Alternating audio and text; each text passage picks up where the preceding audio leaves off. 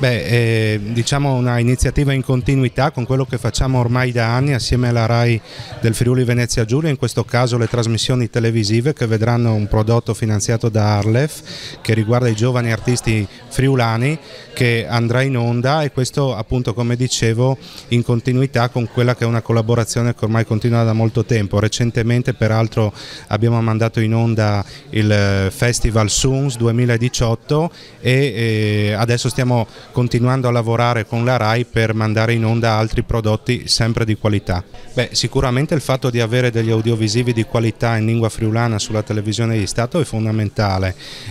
sia per la lingua friulana perché ne eleva lo status, sia anche per implementare i contenuti che vengono offerti a livello regionale. Il nostro auspicio è che finalmente si possa attuare pienamente il contratto di servizio che prevede le trasmissioni radiotelevisive non a spot ma come un qualche cosa di continuativo, e noi sicuramente siamo a fianco della RAI per lavorare su questo. Innanzitutto i produttori, se andiamo a guardare, che finanziamo sono quasi tutti giovani, e poi i soggetti, ecco, mi piacerebbe poter fare delle anticipazioni ma ancora non sono autorizzato. Posso garantire che i prodotti su cui stiamo lavorando in questo momento sono prodotti da giovani e riguardano argomenti che interessano i giovani.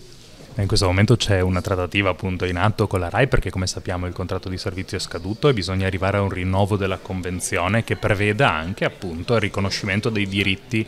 su un contratto di servizio, quindi un contratto di servizio alla cittadinanza, e quindi che preveda i diritti di chi è di lingua friulana, di cultura friulana, quindi garantendo la possibilità di poter avere delle trasmissioni in lingua friulana. Oggi ovviamente la domanda era scontata, visto che stiamo parlando di un'altra iniziativa che, ricordiamo, non ha nulla a che vedere con quel contratto di servizi, ma che porta appunto a un avvicinamento della RAI, in questo caso la radio RAI, delle tematiche del friulano, quindi con delle trasmissioni. Ovviamente di notizie certe non ve ne posso dare, nel senso che fino a quando non avremo un accordo raggiunto e non avremo stipulato questa convenzione non me la sento di spingermi oltre, ma ci stiamo lavorando, ovviamente c'è il massimo impegno da parte dell'amministrazione regionale.